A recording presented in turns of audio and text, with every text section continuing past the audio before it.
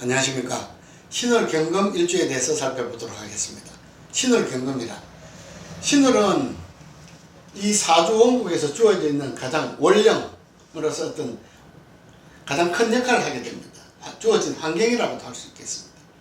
그리고 일주, 경금일주, 신월에 태어난 경금은 어떤 역할을 해야 되느냐, 즉 체는 무엇이고 용은 무엇이냐 하는 것이라고 할 수 있겠습니다. 이미 이러한 환경만으로도 어느 정도는 일주가 신앙해 줄 수 있는, 반드시 신앙하다기보다는 신앙해 줄 수 있는 뭔가 조건을 갖추었다라고도 볼 수가 있겠습니다. 신월, 즉 월, 태어난 월입니다.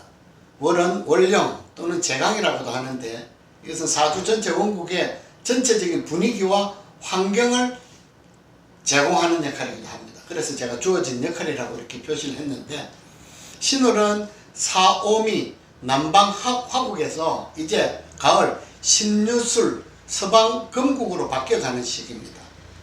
이것은 양기는 점차적으로 줄어들고 한기는 점차적으로 나타난다고 볼 수 있습니다. 양은 목화에서 상승과 발전, 팽창이 있었다 그러면은 이제 금기를 만나게 되면, 가을이라는 신월 금기를 만나게 되면은 그 성장을 멈추고 이제 수령, 거두어들인다는 겁니다. 길을 거두어들이고, 그 다음에 겨울에 오면 해자축으로 오게 되면은 축장, 저장한다는 의미가 있습니다. 그러니까 상승은 끝나고 이제 수렴해서 하강, 즉 축장의 계절로 들어오는 변화의 양에서 음으로 변화가 일어나는 시기라고도 할 수가 있겠습니다. 신월의 지장간에는 무임경이라는 이런 지장간들이 있는데, 이 물을 사용하는 이유는 화토, 수토동건의 어떤 그런 의미에서, 수토동건을 쓴다면은 신에서 생활한다는 의미에서 무토가 있는 것이고, 이게 여기로서 사용하고 있고, 임수는 비록 나타나 있지 않다 하더라도 이 신궁은 임수, 수의 장생지입니다. 그리고 경금, 금의 록지이기도 합니다. 그러니 신월이라고 하면은 겉으로 드러나는 것은 금이지만 내면으로는 수도 강하다. 수가 여기서 생을 받고 있기 때문입니다. 그래서 신월이라고 하면은 금수가 강한 계절이다라고도 할 수가 있겠습니다. 먼저 경금이라는 것은 경금 숙살이라고 했습니다. 숙살의 길을 띠고 있으면서 강한 것 중에서는 최고다, 최고 강하다는 의미죠. 수를 만나게 되면은 청하다, 맑다, 이것을 금수상청이라고도 합니다. 금이 수를 만난다는 것은 총명하다, 지혜롭다, 거리 뛰어나다, 문장이 현달하다 라고도 하기 때문에 굉장히 지혜로운 부분들을 많이 갖고 있는 명주가 되는 경우들이 많습니다. 그리고 화를 만나서 예리해지고 다듬어진다는 의미도 있고, 그 다음에 토를 만난다고 하더라도 윤토, 즉 섭토를 만나게 되면 생을 받게 되고, 하지만 건토, 즉 조토를 만나게 되면 부러지거나 짓물러질 수도 있다. 이것은 경금은 따라서 수와 화의 역할, 그리고 토로서부터 생을 받을 수 있는지 아니면 토에 의해서 다른 영향을 미치게 되는지들이 이 경금이 일으키는 가장 중요한 수, 화, 토의 범위를 살펴볼 수가 있습니다. 경금은 각자의 오행간을 만나게 되면 어떤 자기의 역할이 나타나게 되는데, 먼저 금은 수를 만나게 되면 금생수라고 해서 자기가 가지고 있는 영향을 설기 빼앗긴다는 의미가 있지만, 이것은 자기의 역할이 나타난다. 곧 금이 가지고 있는 역할이 수를 통해서 그 쓰임을 얻게 되는데, 이것을 금수상청. 그래서 금이 수를 만난 경우를 본다면은 대체적으로 좀 뭔가 총명한 부분들이 많다. 지식과 학문의 영향력이 뛰어나다고 볼 수가 있습니다. 하지만 경금은 목을 직접 만나게 되면 극의 대상이 되기 때문에 반드시 목은 통간의 역할을 해야 된다. 금수목으로 이어지든지 아니면 목화를 통해서 금으로 이어지든지 이런 역할이 있어야 되기 때문에 목의 역할은 항상 통간의 역할이 있어야 되지, 직접 만났을 때는 극의 대상이 되기 때문에 마땅하지 않습니다. 또한 신월에 들어오는 목이라고 하면 이미 절지에 들은 목입니다. 목의 기세가 하강이 되기 때문에 수로서 또 생분을 받든지 아니면은 목을 화에 의탁에 해야 되는 경우라고도 볼 수가 있겠습니다. 화는 금을 만나게 되면은 극제를 하지만 이것은 하련이라고도 합니다. 다듬어 준다는 의미입니다. 뭔가 예리해지고 금의 역할을 찾아주는 두 가지 중의 역할입니다. 수를 만나서 설계하는 것과 화를 만나서 할인을 받는 것은 금의 역할을 찾아주는 두 가지의 방법이라고 볼 수가 있겠습니다. 그러니 이 급제는 나쁘다는 의미보다는 예리하고 성기로서 뭔가 다듬어진 역할을 찾아주는 뛰어난 역할이 되겠습니다.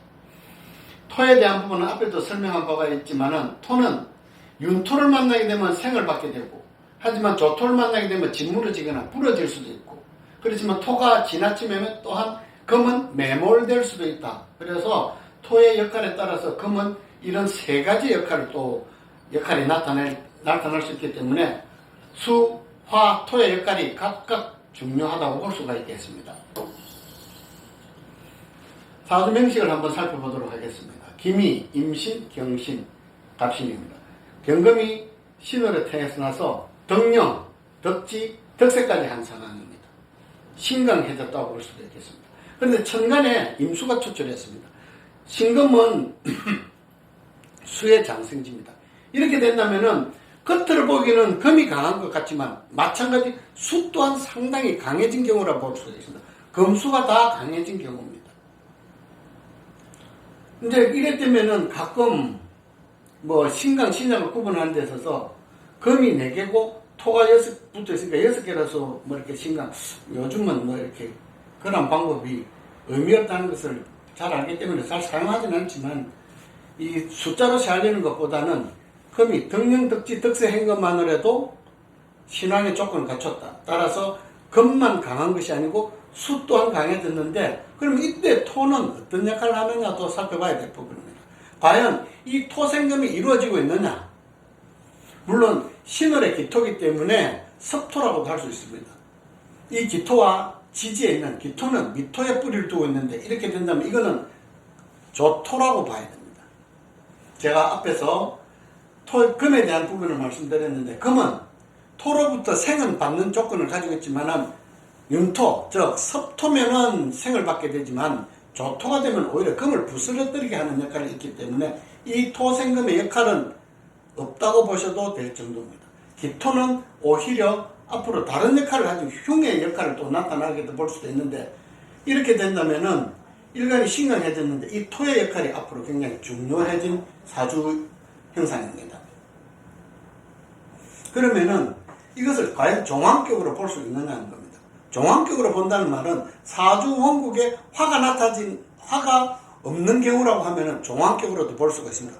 본다면 토생금, 금생수, 수생무까지 돌아가기 때문에 금을 급제하는 대상이었기 때문에 과연 종합격이 될 수 있느냐, 이 사주를 토생금으로 봐야 하느냐, 아니면 이 사주를 종합격으로 봐야 하느냐, 이런 것들이 있는데 이 두 가지 부분은 다 해당이 되지 않는 부분입니다. 토생금이 이루어지지 않는다, 종합격이 되지 않는다. 그 이유는 미토 속에 들어있는 정화 때문에 그렇습니다. 조토입니다. 분명히 안에 정화가 소장되어 있기 때문에 종합격으로서 이루어지지 않아야 된다. 이루어지지 않습니다. 그래서 앞으로 이 사주 형상이 체와 용에서, 즉 용신을 찾는 데 있어서 이 두 가지를 이 기토의 역할에 의해서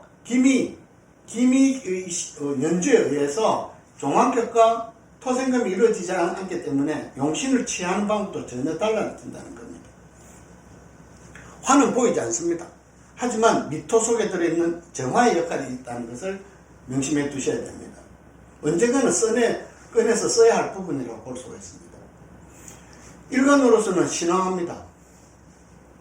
이럴 때 수를 만난다는 것은 청하다, 맑다, 자기의 역할에 쓰임, 지식과 학문의 역할이 크게 뛰어난다. 하지만 화를 만나게 되면 금이 다듬어진다. 이 말은 자기의 역할에 만족할 것이냐, 아니면 완성, 뭔가 이 금이 갖고 있는 용이 쓰임이 과연 수로 나타났을 때 만족하느냐, 사주 주인공이 자기 역할을 하나가 가지고 있는 자기 역할 하나를 발휘하는데 만족하느냐, 아니면은 화를 썼을 때 그것이 이루어지는 귀함, 명예가 이루어졌을 때 만족하느냐, 하나의 쓰임, 더 큰 쓰임이라고 본다면은 수를 용하게 된다면은 그냥 하나의 역할, 자기가 갖고 있는 능력은 발휘하고는 있으나 그것으로 이루어지는 결과에 있어서는 상당히 부족하다고 볼 수가 있겠습니다. 물론 수를 용할 수도 있으나 수를 용하는 것과 화를 용했을 때 사주 주인공의 삶의 만족도의 범위는 전혀 다르게 나타난다고 할 수가 있겠습니다. 이렇게 됐을 때 용신을 이제 찾는 방법입니다.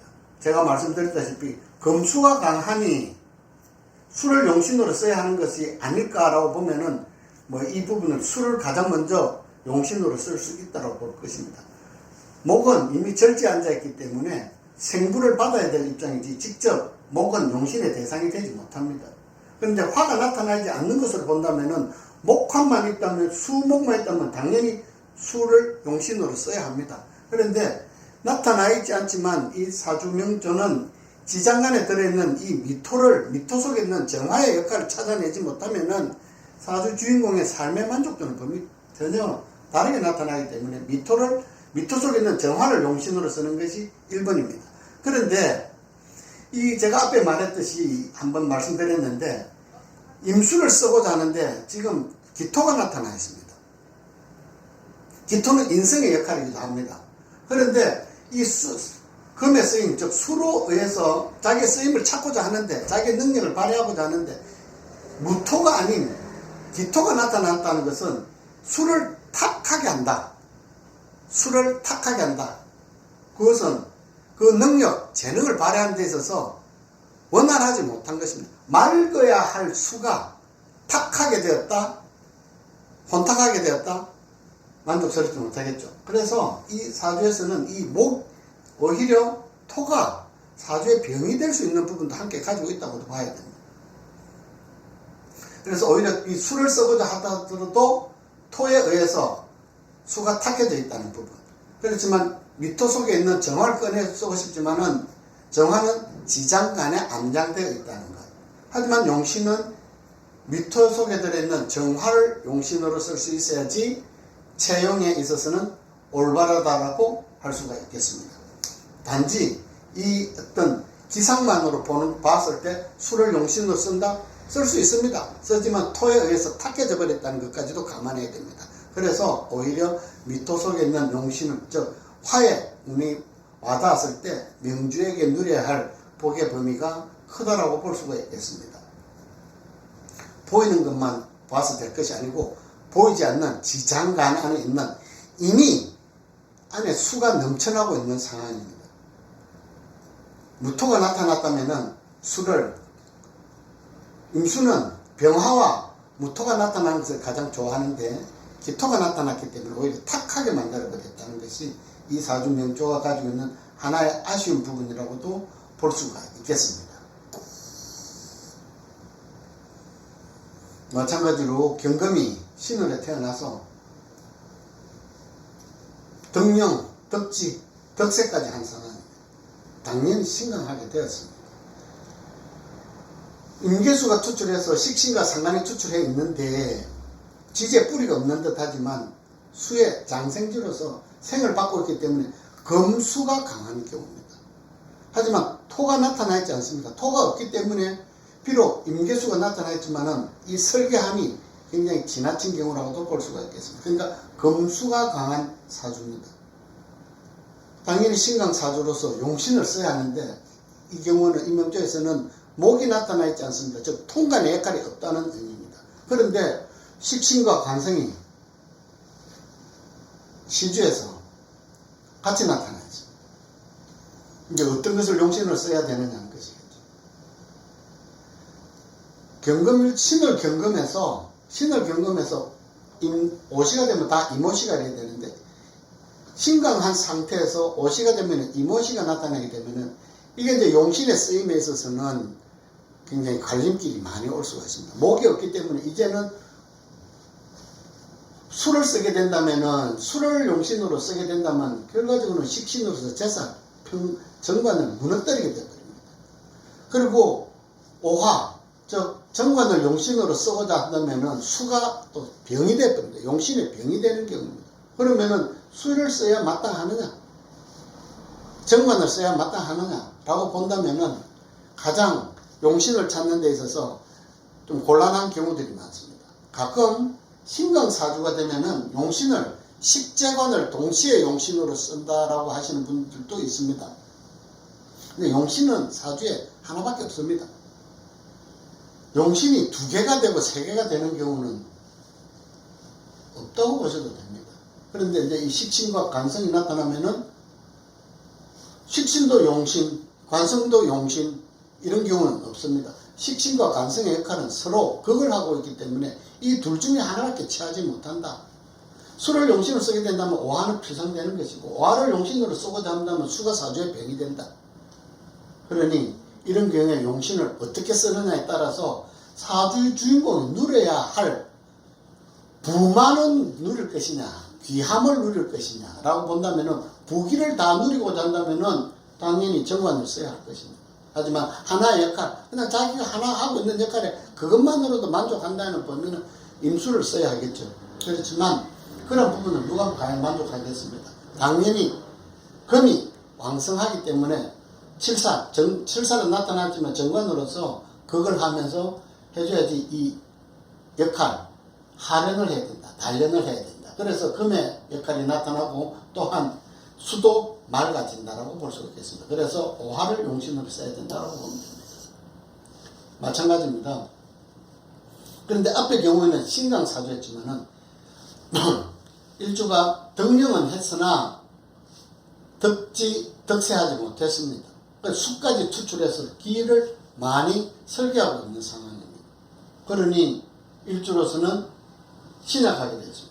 이 경우 토가 나타나서 토가 있어서 어떤 일주를 보완해 줄 수 있는, 보좌해 줄 수 있는, 그리고 화를 설계해 줄 수 있는 섭토가 있다면은 화생토 토생금으로 돌아가서 이 화의 기세를 얼마든지 일주가 감당할 수 있는데, 토가 나타나 있지 않은 가운데서 물론 오화 속에 기토가 들어있지만 이미 화 속에 들어있는 토라서 이 금을 생할 수 있는 여력은 없습니다. 이 경우에 용신을 어떻게 써야 하느냐. 토가 나타나 있다면은 당연히 인성을 용신으로 써야 되겠지만, 토가 나타나 있지 않는 경우로 이 경우는 반대로 수로서 화를 편관 칠사를 꺾지 않은 식신제살이 되야 된다. 이 경우는 화가 사주의 병이긴 병인에 따라서 오히려 수를 용신을 써서 식신으로서 제살이 된다. 식신제살한다는 의미는 자기의 능력입니다. 이거 능력, 자기의 능력. 이 능력으로서 스스로 이루는 명예, 직업의 범위에서 이루어야 할 것들이 많다. 이런 분들이 보면은 대체적으로 뭔가 우리가 직업 끝자리에다가 사자를 붙여보면은 해당하는 분들이 많습니다. 그만큼 자기의 능력이 있다는 겁니다. 일주가 그래도 자기의 뿌리를 가지고 있고, 임수 또한 건을 동시에 쓰고 있기 때문에 식신, 특히 남자 운으로 본다면 신유술, 해자축으로 이어지는 이런 운들에 갔었을 때는 충분히 제살할 수 있다. 그래서 이 경금 일주가 신월에 태어났을 때 이 용신을 어떻게 쓰느냐. 경금 일주가 신월에 태어나면 용신은 두 개 중에 하나입니다. 식신을 용신으로 쓰든지, 관성, 정관이나 편관을 용신으로 쓰든지 두 개 중에 하나인데, 가끔 식재관을 동시에 용신으로 쓴다, 아니면은 식신과 정관을 용신으로 쓴다, 이런 경우는 있을 수가 없습니다. 그래서 용신은 반드시 둘 중에 하나다. 금은 제가 첫 부분에 말씀드렸지만 수를 만나서 설계하여 자기가 금수상승하든지 그 능력을 발휘하든지, 아니면 화를 만나서 그 자기의 역량을 다듬어 주는 역할로 만족할 것인지, 이 두 가지가 사주 주인공이 갖는 부기의 정도라고 볼 수 있습니다. 그러니 반드시 식재관을 동시에 용신을 쓴다든지, 앞의 경우와 같이 식신과 정관이 태어났을 때 둘 다 용신으로 쓴다든지 하는 경우는 있을 수가 없습니다. 어떤 경우가 용신을 치유하는 것이 맞는 것인지, 그리고 그것이 사주 주인공에게는 어떠한 삶의 영향이 미치는지를 함께 살펴보았습니다. 감사합니다.